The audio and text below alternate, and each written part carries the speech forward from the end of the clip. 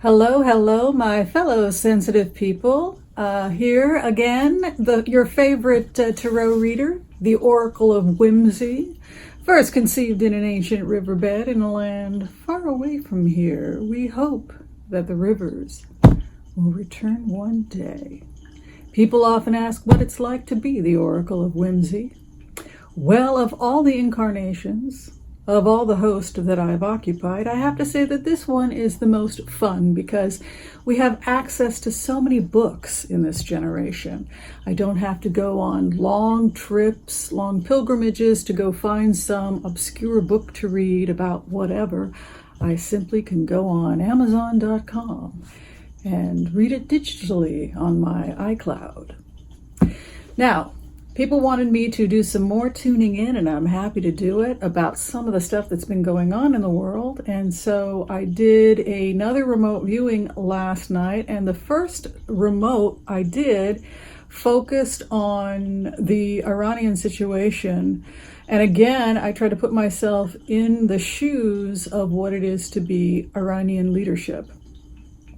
In this meditation, I imagined I was in the leadership in Iran and trying to the best of my ability to make sense of the current political climate.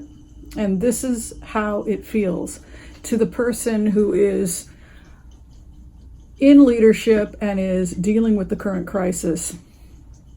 From the perspective of somebody sitting in Iran, in a position of power, when you look to the south, you're seeing the Gulf states aiming missiles and weapons at you. When you look to the north, you see, the northwest, you see Israel pointing weapons at you. You've got Saudi Arabia and now the United States coming in. So it feels, I had a prop, it feels, from the Iranian perspective, there's my prop. It feels like the white flag, the white flag. It feels to me, when I sit in those shoes, as if I have lost the war without a single shot being fired. That the country is surrounded, that there's so much military energy around Iran, focused at Iran, missiles, weapons, military, etc., that Iran is really being given only one choice, which is to surrender or be obliterated. It really feels like that. It's a feeling like Iran will have to wave the white flag and surrender because they're surrounded and they're outmanned militarily. What was interesting about this meditation was that as I looked over Israel pointing weapons, America beside Israel, and Saudi Arabia, that they have this relationship now. And then as I meditate on Netanyahu and on Israel, Putin is dialoguing with Netanyahu. So it appears that whatever the agreement was between this administration and the people that are, the countries that are now surrounding Iran, it feels like as long as Putin can get his trade out, as long as we can rework certain trade deals, Putin will withdraw military aid or renegotiate military contracts with Iran in ways that will create more stability in the region. So it's really about having Russia come in and be a negotiator, because what Russia wants is its trade routes. Specifically, it wants to control trade routes with the Caspian Sea. It doesn't. She doesn't want Russia doesn't want to continue to be ambushed by Saudi-backed Chechnyan fighters, etc., etc., etc. She wants to get her trade out. And she wants to get her oil out to Europe via the Caspian Sea, via the Black Sea. So that seems to be what is being negotiated in exchange for withdrawing support from Iran. And so now Iran wakes up to this realization that there's this type of coup that has happened she's surrounded and she has no choice but to wave the white flag and enter into negotiations. It feels like a bullying tactic, like the bullies have shown up and you're going to do exactly what we want you to do. And if you don't do exactly what we want you to do, we're going to blow you out of the water. I'd spoken in the previous remote about Paris and France specifically, and about the conflicts that the French have with the EU. And that has to do with the fact that France has longstanding treaties and trade and dialogue, both with Russia, but also they have a very complicated relationship with Iran, The Shah's wife lives in Paris, or did, the exiled Shah's family. So they feel a loyalty to the former regime, obviously, but they also have a tentative kind of relationship with the new Iran. So this goes back to that whole idea of France feeling like an oddball in the EU, or feeling like it's having trouble negotiating its former treaties, its former relationships with this new vision of Europe and about securing its borders. The second meditation I did last night had to do with Hope Hicks again, and Hope Hicks' testimony, and trying to put myself in the shoes of Hope Hicks, because she was surrounded by Trump's lawyers the last time that she was called before Congress to testify.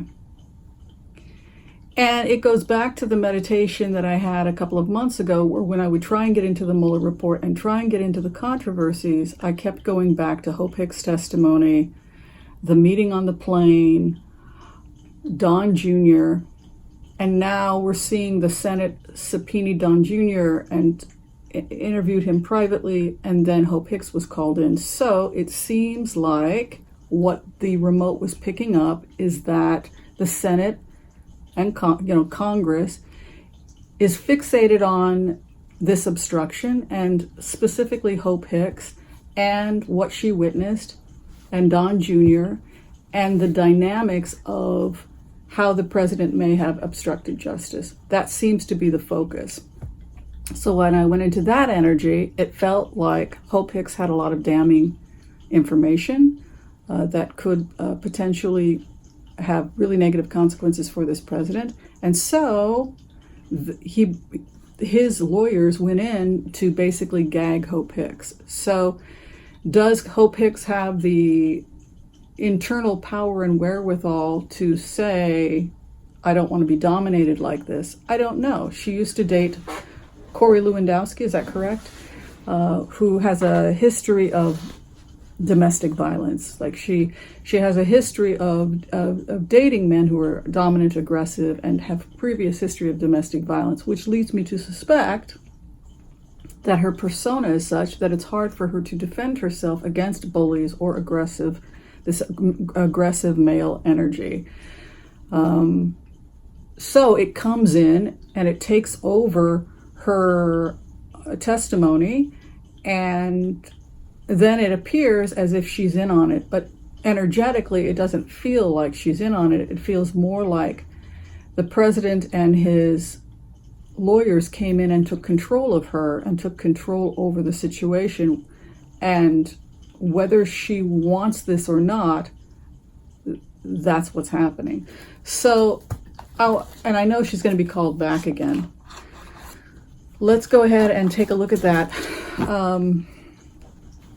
I am going to throw cards on that, but that's what it looks like with Hope Hicks.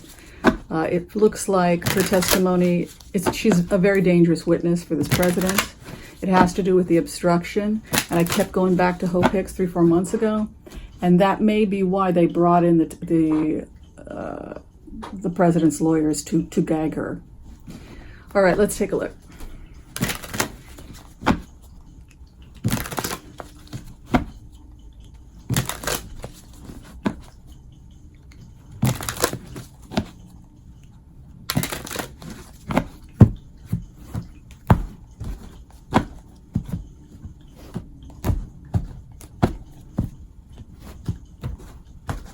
Base card, Strength, Hangman,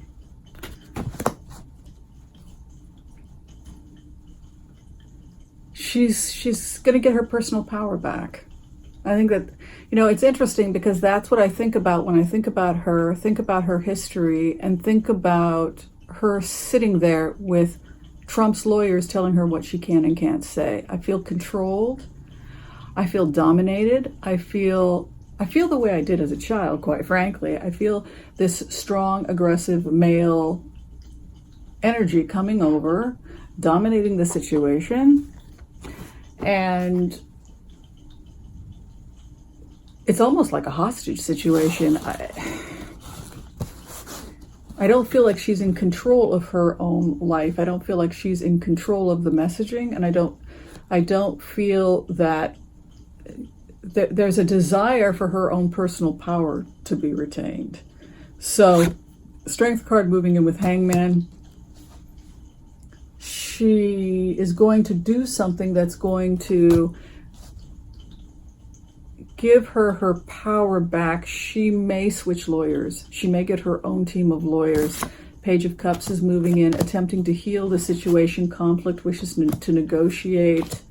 The Star card is moving for her regarding Star and Anointing regarding the King of Pentacles and the King of Swords, which is Trump's card. There's another man here. Some weird stuff is going on that we don't know anything about. She will give an offer. She will make an offer to Congress. She will negotiate something with Congress, and it will go well for her. She will mediate something. But she has also been advised to be limited in what she speaks about. So the shift feels like a willingness is coming in on her part to give a little bit more to Congress, to share a little bit more information. But she's also being advised by a new group of attorneys to be careful about what she admits to, or be careful about what she agrees to for her own legal safety. That is what the cards look like today. All right, thanks for watching this quick video. I enjoyed doing it, and I'd love to hear people's feedback. Thanks a lot, everyone. Take care.